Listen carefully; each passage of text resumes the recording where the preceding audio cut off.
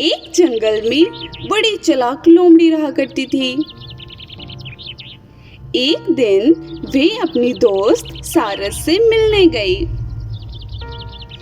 कुछ दिनों में लोमड़ी का जन्मदिन आ रहा था, इसलिए लोमड़ी सारस को इनविटेशन देने गई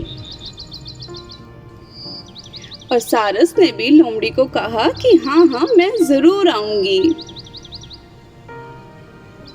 तब सारस और बत्तख दोनों एक दूसरे से बातें करने लगे कि आज लोमड़ी ने इनविटेशन दिया, वो तो कभी किसी को कुछ ना खिलाए। पर ऐसे दिन बीतते गए और अगले दिन शाम को अब सारस लोमड़ी के घर जाने के लिए तैयार हो गई। तब उसने बत्तख को अलविदा कहा और लोमड़ी के घर जाने लगी। सारस को बहुत भूख लगी थी क्योंकि उसने पूरे दिन से कुछ नहीं खाया था। उसे बस इंतजार था कि अब वो लोमड़ी के घर जल्दी से पहुंच जाए।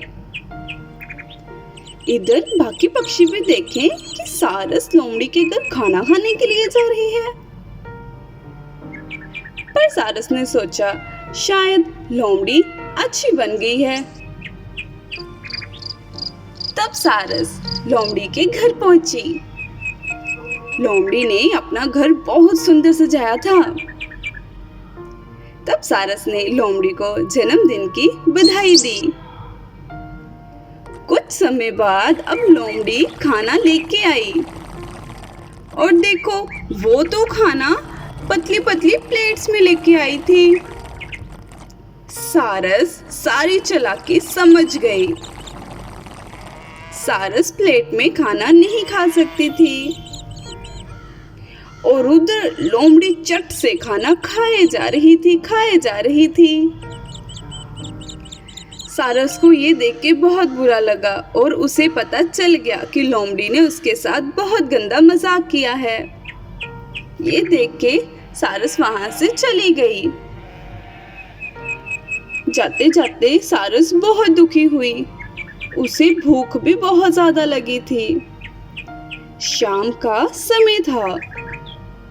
वे सोच रही थी कि अब पता नहीं उसे खाने को कुछ मिलेगा भी या नहीं।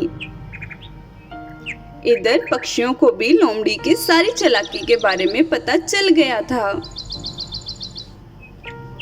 अब सारस अपने घर पहुंचती है। सारस को इतनी जल्दी आता देख बत्तख भी जान चुकी थी कि पक्का कुछ ना कुछ बात हुई है।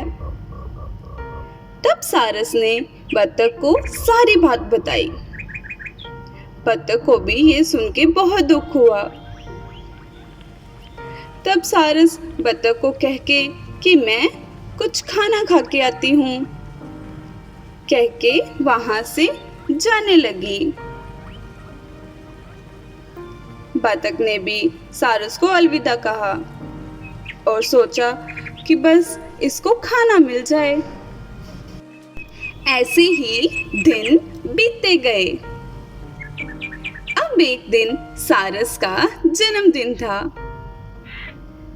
आज सारस ने भी लोमड़ी को खाने पे बुलाया था।